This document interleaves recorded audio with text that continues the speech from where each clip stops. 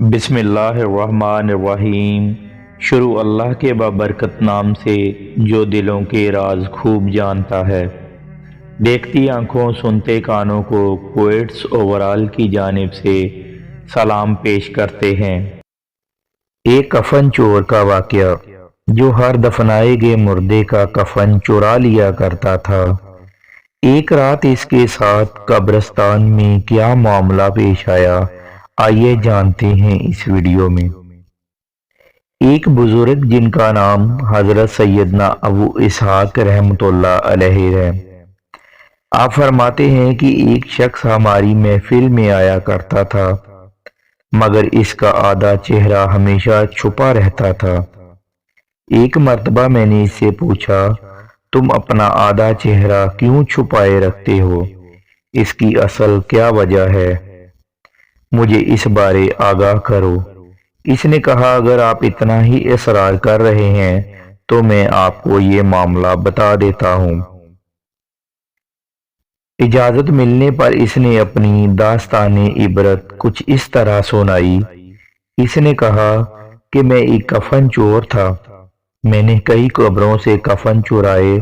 جب بھی کسی نئی قبر کے متعلق معلوم ہوتا تو میں فوراً وہاں کفن چرانے کے لیے پہنچ جاتا۔ ایک مرتبہ ایک عورت کا انتقال ہوا۔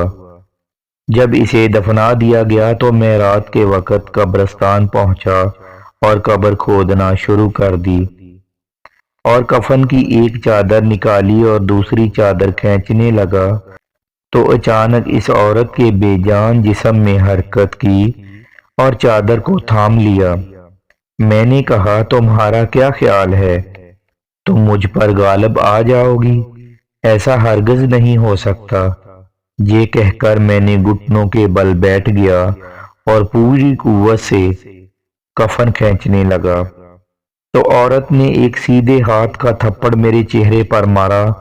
درد کی شدت سے میں بے قرار ہو گیا اور میرے چہرے پر بہت زیادہ جلن ہونے لگی۔ اس کفن چور کے چہرے سے کپڑا ہٹایا تو ابھی بھی اس کے گال پر انگلیوں کے نشان بالکل واضح تھے۔ پھر حضرت نے پوچھا، اچھا پھر اس کے بعد کیا ہوا؟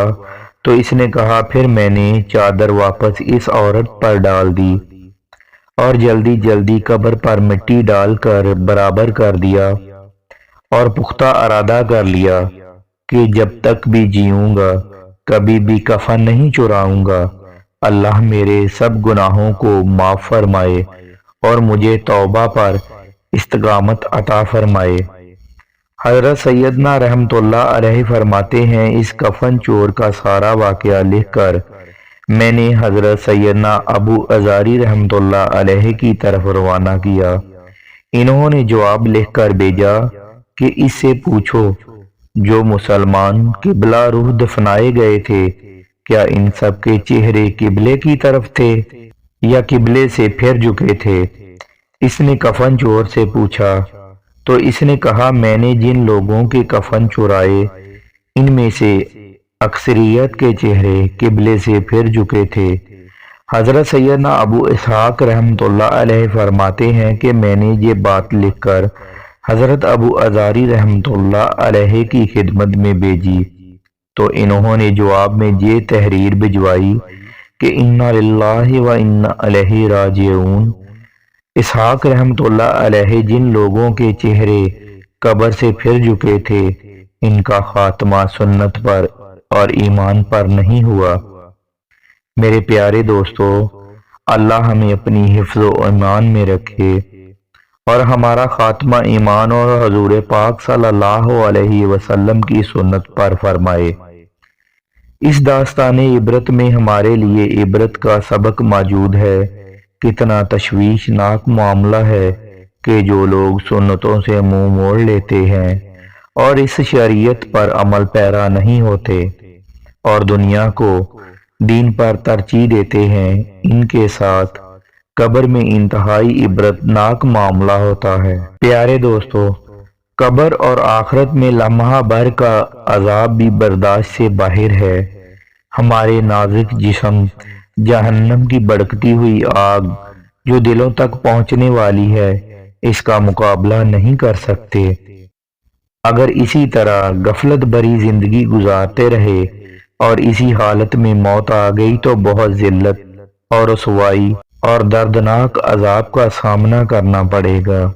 میرے محترم عزیزو دوستو، آج ہی اپنے گناہوں سے توبہ کر لیجئے اور رو رو کر اللہ تعالیٰ کی بارگاہ میں معافی مانگ لیجئے۔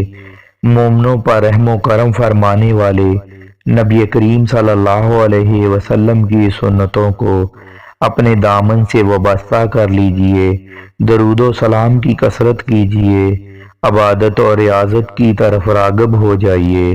اللہ پاک ہم سب کو سمجھنے، نیک اعمال کرنے اور آپ صلی اللہ علیہ وسلم کی سنتوں پر عمل پیرا ہونے کی توفیق عطا فرمائے۔